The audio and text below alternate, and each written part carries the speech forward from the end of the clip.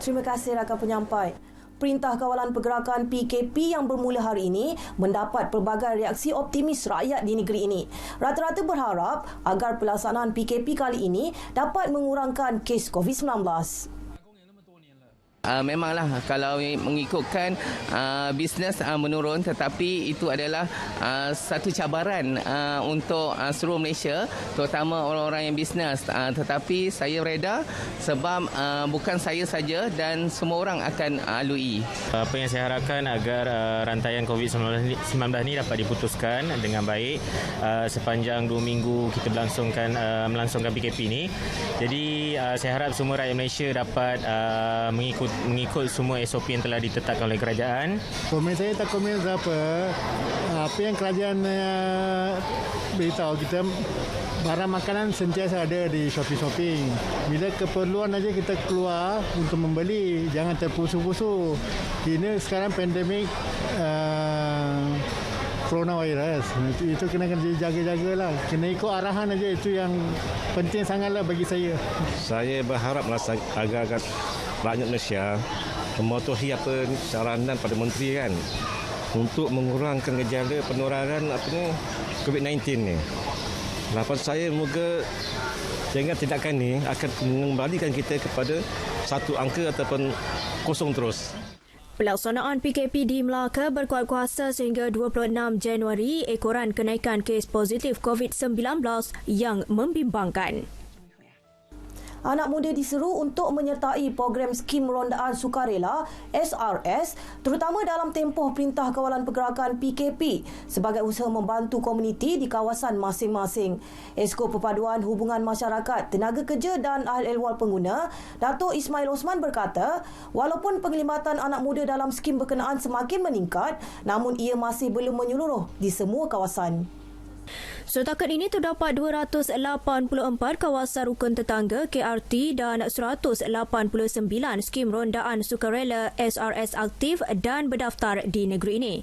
Jelasnya ada sesetengah kawasan di negeri ini masih diwakili majoriti golongan berumur yang mana ia menunjukkan satu pola ketidakstabilan dalam komuniti yang dikhawatiri tidak cukup untuk merealisasikan objektif penubuhan SRS yang bertujuan untuk menjaga keharmonian masyarakat.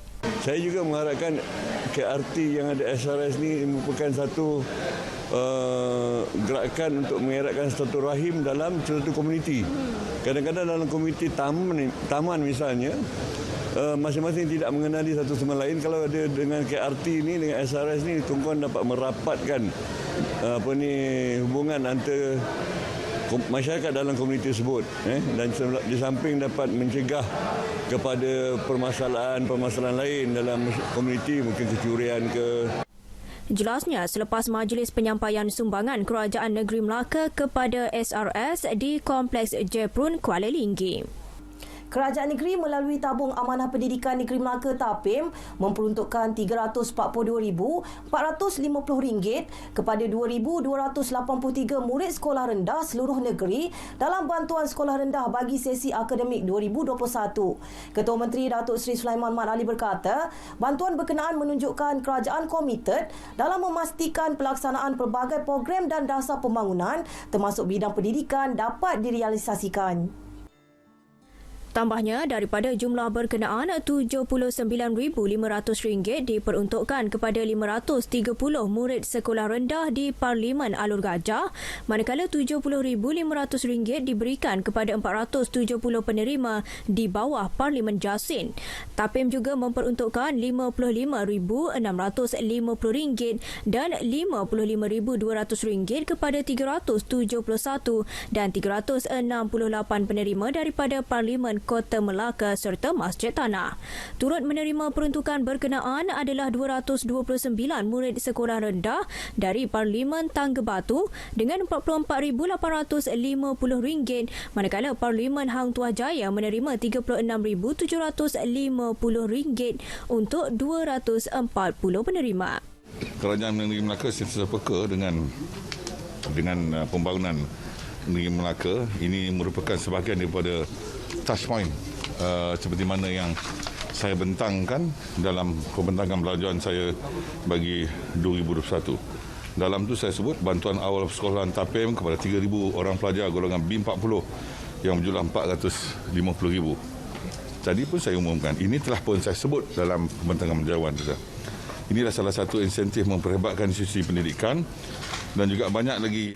Beliau berkata demikian selepas Majlis Pelancaran Penyampaian Bantuan Sekolah Rendah Sumbangan Kerajaan Negeri Peringkat Parlimen dan Dewan Undangan Negeri DUN sesi akademik 2021 di Macap Umbu Alor Gajah.